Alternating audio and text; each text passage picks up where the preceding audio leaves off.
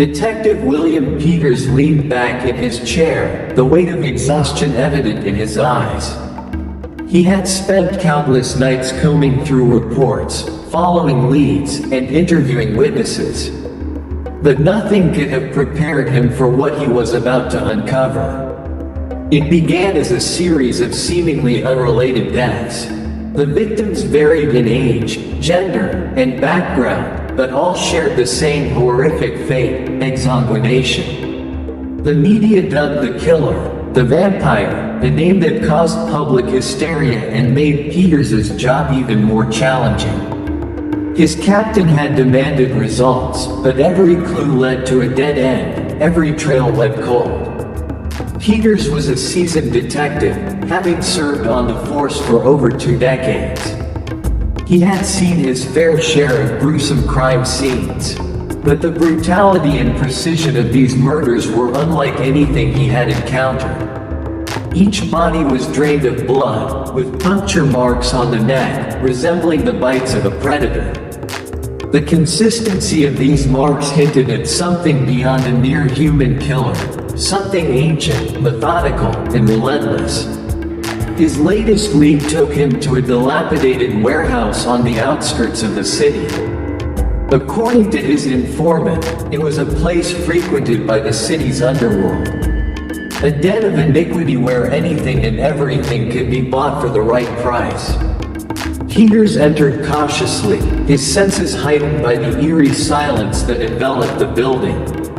Every instinct screamed danger, but he pushed forward, driven by the need for answers. The air was thick with the stench of decay, and the faint sound of dripping water echoed through the dark corridors. Peters' flashlight cut through the gloom, revealing the desolate remains of a once bustling hub of activity.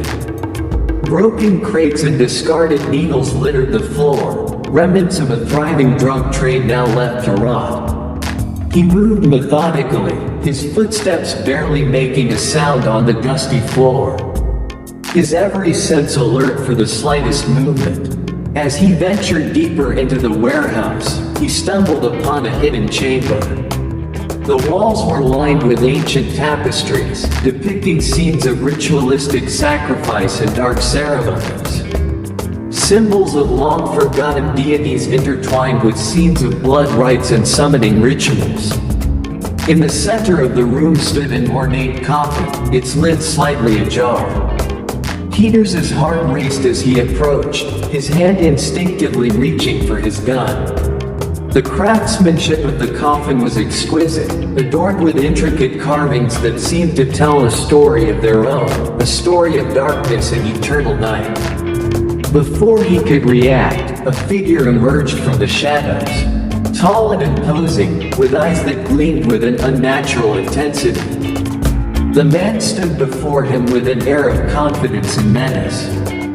His presence was magnetic, commanding the very air around him. Peters recognized him instantly: Blacula.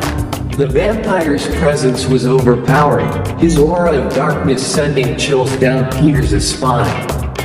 Blacula's voice was smooth and commanding as he spoke, his words laced with an ancient power. "Detective Peters, I presume. You have been quite persistent in your pursuit. But tell me, what do you hope to achieve?" Peters tightened his grip on his gun, his mind racing for a plan. "I'm here to stop you, Blacula. Your reign of terror ends tonight." Blacula laughed, a sound that echoed through the chamber like a death knell. "You are brave, detective, but also foolish. You cannot stop what you do not understand." With a swift motion, Blacula lunged at Peters. The detective fired his gun, but the bullets seemed to have no effect on the vampire. Blacula moved with supernatural speed, disarming Peters and pinning him against the wall. The vampire's fangs glistened in the dim light, inches away from Peters' neck. Peters could feel the coldness of death emanating from Blacula, a chill that seeped into his bones and froze his very soul. In a desperate bid for survival, Peters reached for a silver crucifix he kept hidden in his jacket. The moment it touched Blacula's skin, the vampire recoiled with a hiss, his flesh sizzling from the contact. Peters seized the opportunity, shoving Blacula away and scrambling for the exit. He stumbled out of the warehouse, his heart pounding in his chest. The encounter had left him shaken but more determined than ever.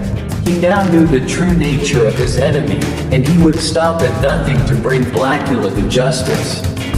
The vampire's words echoed in his mind, a taunting reminder of the darkness that loomed over the city. As the first light of dawn broke over the city, Peters vowed to continue his pursuit. The vampire had eluded him once, but he would not make the same mistake again. The hunt was on, and Peters was ready to face the darkness head-on. He knew that he was up against an ancient evil, a creature that had survived for centuries by preying on the living. But Peters had something that Blacula did not, an unyielding determination to protect his city and bring an end to the nightmare. Back at the precinct, Peters pored over his notes, piecing together the fragments of information he had gathered. The warehouse was just one of many layers Blacula had used over the years, each more elusive than the last. He needed to find a pattern, a clue that would lead him to Blacula's next move. The vampire's power was growing, and with it, the number of victims. Time was running out. Peters called a meeting with his team, sharing his findings and laying out a plan of action. They would need to coordinate with other law enforcement agencies, gather more intel, and tighten the net around Blacula. It was a daunting task, but Peters had faith in his team. They had faced tough cases before, but nothing like this. They were fighting not just for justice, but for the very survival of the city. Over the next few days, Peters worked tirelessly, following every lead and scrutinizing every piece of evidence. He consulted with experts on the occult, historians who had studied vampire lore, and anyone who might have knowledge of Blacula's origins. Each piece of the puzzle brought him closer to understanding his enemy, but also revealed the daunting magnitude of the task ahead. One night, as Peters was going over the case files, he received an anonymous tip. The voice on the other end of the line was shaky, filled with fear, but insistent that they had information on Blacula's whereabouts. Peters arranged to meet the informant at a secluded location, taking every precaution to ensure his safety. The meeting took place in a dimly lit alleyway, the kind where shadows seemed to have a life of their own. The informant, a jittery young man with sunken eyes, handed Peters a tattered notebook.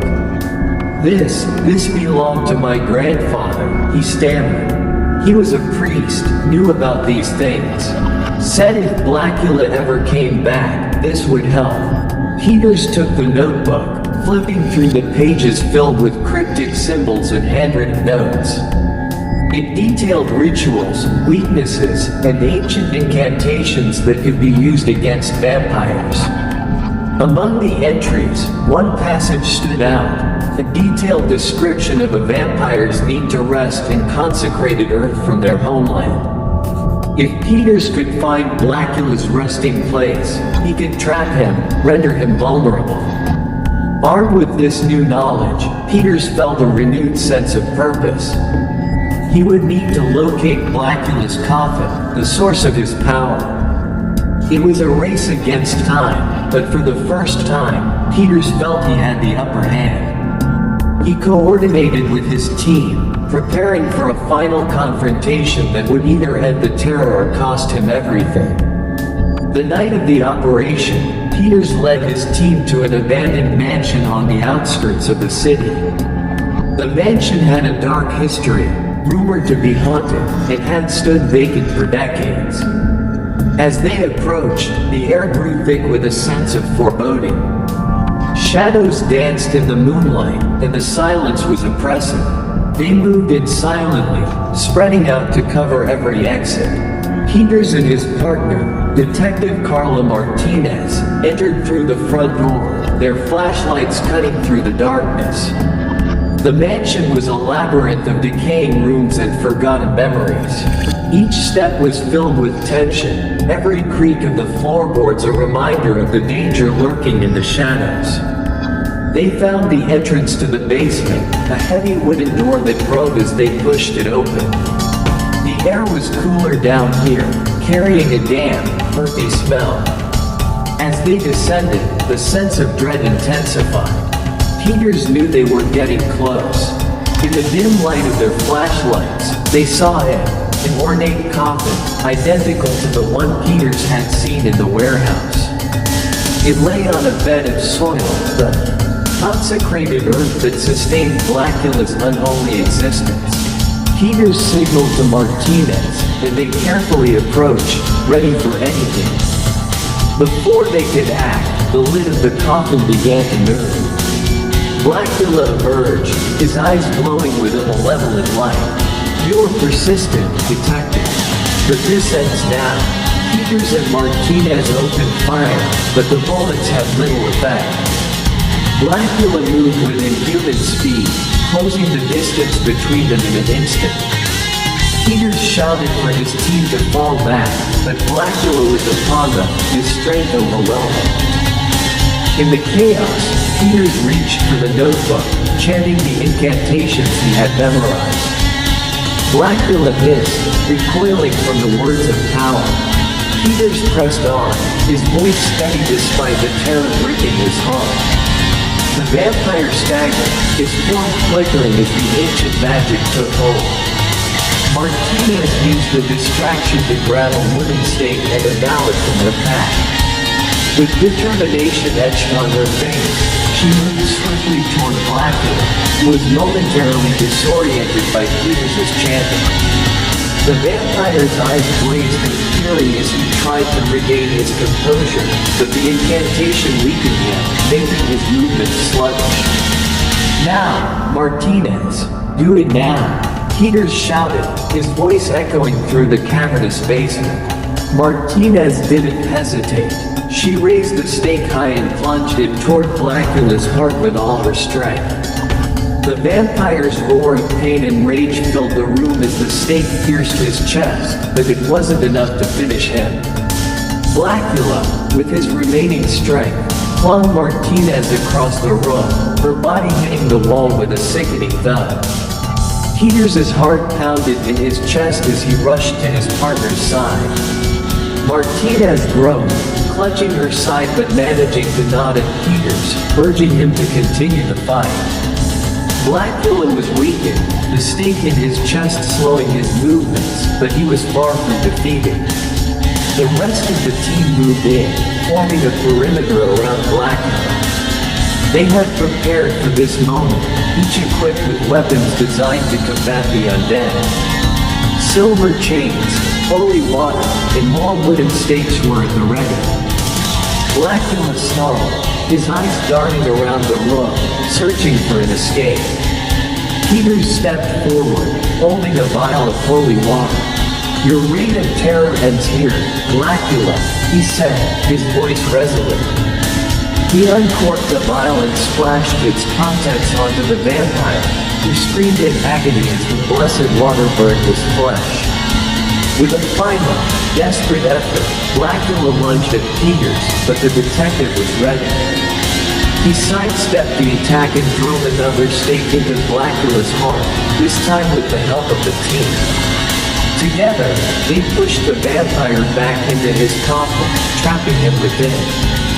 Peters continued to chant the ancient incantations, reinforcing the power of the stakes and the holy water.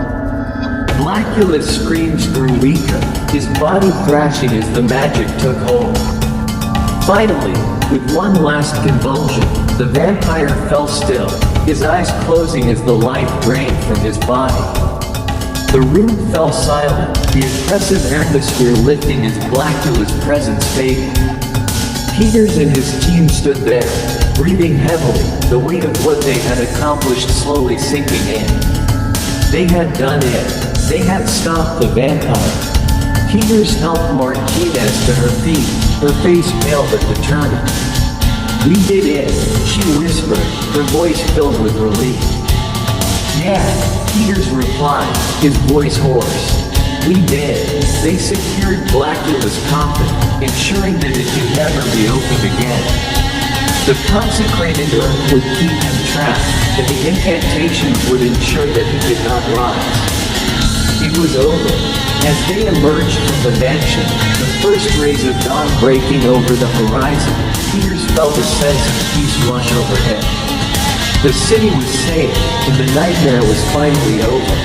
But he knew that there would always be other threats, other dangers lurking in the shadows.